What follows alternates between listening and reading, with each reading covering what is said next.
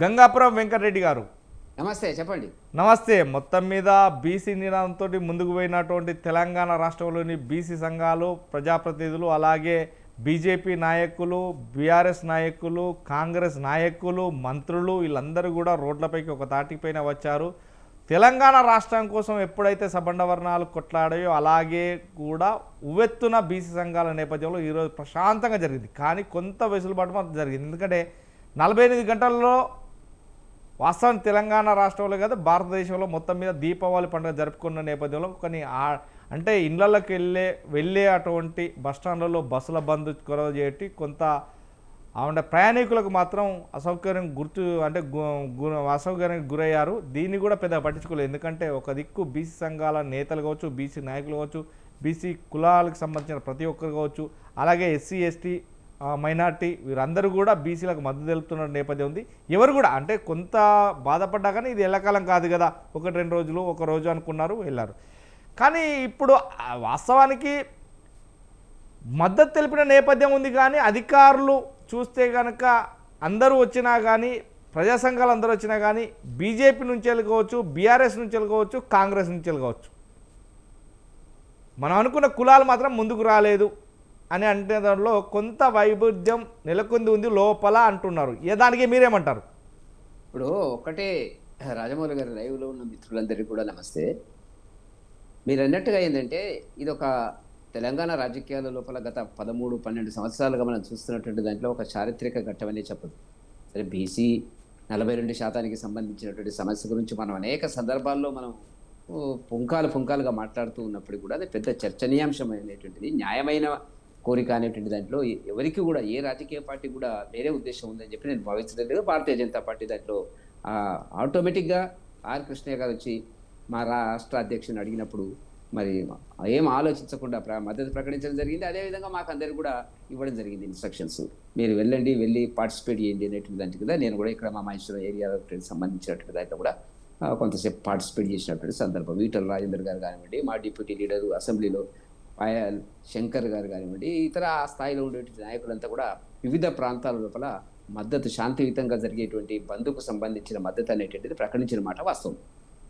అయితే దీంట్లో నేను ఎందుకు ఇది చారిత్రక ఘట్టం అంటున్నానంటే, గతంలో టీఆర్ఎస్ అనేటువంటిది కానీ, కాంగ్రెస్ కానివ్వండి, బీజేపీ కానివ్వండి, 3 పార్టీలు, ప్రజా సంఘాలు, ఉద్యోగ సంఘాలు తెలంగాణ రాష్ట్ర ఏర్పాటు కోసం చేసినట్టు ఉద్యమంలో కూడా పాల్గొన్నటువంటిది. తర్వాత టీడీపీ కొంతకాలం వచ్చింది, కొంతకాలం రాలేదు, కాంగ్రెస్ మళ్ళీ వెళ్ళిపోయింది అనేటువంటి దాని కింద. కానీ ఈ బీసీ సమస్య మీద ఒక బంద్ సాధారణంగా భారతీయ జనతా పార్టీ పార్టిసిపేట్ చేసేటువంటి బంద్లో కాంగ్రెస్ పార్టిసిపేట్ చేసేటువంటి దాంట్లో వీళ్ళు కానీ, బీఆర్ఎస్ కానీ మనకు చాలా సందర్భాల కనపడవు.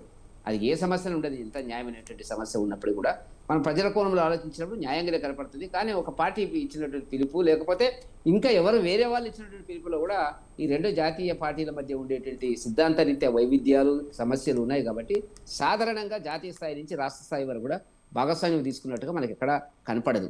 కాబట్టి కానీ బీసీల యొక్క ఉద్యమ ప్రభావమే అనుకోండి, న్యాయమైన కోరికనే అనుకోండి, దానికి ఎక్కడో దగ్గర చట్ట పరిష్కారం దొరకాలనేటువంటి దాని కింద అన్ని పార్టీలు కూడా శషభిషలు లేకుండా, ఏమాత్రం మనసులో లేకున్నా కూడా, మనసులో అభిప్రాయాలు వేరే లేకున్నప్పుడు కూడా వచ్చినటువంటిది మద్దతు ఇచ్చినటువంటి సందర్భాలు. అందుకే నేను ఒక చారిత్రక ఘట్టం తెలంగాణ రాజకీయాల్లో. సరే, ఏం జరుగుతుంది అనేటువంటిది వదిలేదు, కానీ ప్రజా సమస్యల మీద పార్టీలన్నీ కూడా ముందుకొస్తాయి, న్యాయమైనటువంటి కోరికల మీద. అది సంకేతం ఇక్కడ వచ్చినటువంటిది. రాజమౌళి గారు, మీరు సరే అది ఎంతకాలం పడుతుంది, ఎప్పుడు సెటిల్ అవుతుంది అనేటువంటి చర్చను మనం 2 నిమిషాలు పక్కకు పెడితే, అన్ని పార్టీలు, అన్ని ప్రజా సంఘాలు, కమ్యూనిస్టు సంఘాలతో కలిసి, సాధారణంగా కమ్యూనిస్టు సంఘాలు, భారతీయ జనతా పార్టీ అనేటువంటిది కలిసి చేసేటువంటి ఉద్యమం మీరు 1-2 సందర్భాల్లో కూడా మనకు కనపడినటువంటిది. ఈవెన్ ఎమర్జెన్సీ దగ్గర నుంచి ఇప్పటిదాకా కూడా మనం చూస్తున్నటువంటి దాంట్లో.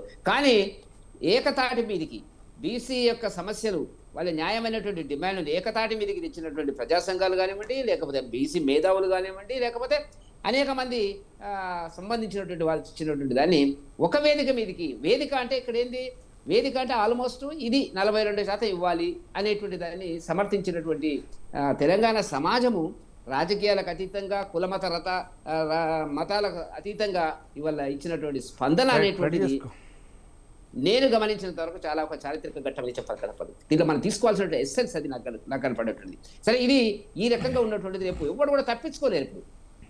ఈ సమస్య మీద మాట్లాడినటువంటి రాజకీయ పార్టీలు కానీ ఈ సమస్య మీద వచ్చినటువంటి కానీ ఉండొచ్చు.